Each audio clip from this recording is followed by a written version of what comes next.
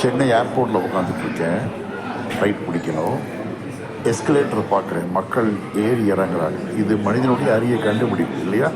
யாரோ ஒருத்தர் சிந்தித்து கண்டுபிடிச்சி மனிதனுக்கு வசதி பண்ணி கொடுத்துருக்கா. விஞ்ஞான முன்னேற்றம் நாமளும் பெருமடைகிறோம், ரொம்ப ஈஸியாக அதை பயன்படுத்திட்டு போகிறோம்.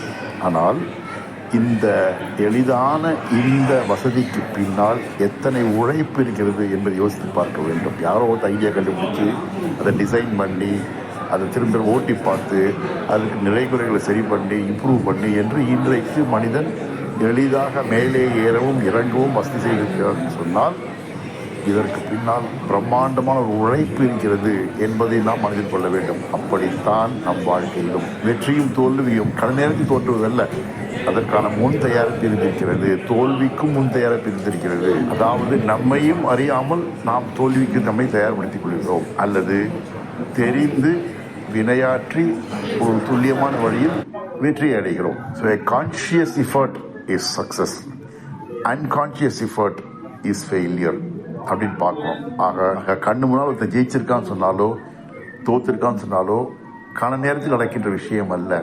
அதற்கான மிகப்பெரிய தயாரிப்பு இருந்திருக்கிறது. அந்த தயாரிப்பினால்தான் இந்த விளைச்சல் ஒரு நொடியில் தெரிகிறது என்பதை புரிந்து கொண்டு விட்டால் வாழ்க்கையை நாம் சரியாக புரிந்து கொள்வோம். வாழ்க வளத்துடன்.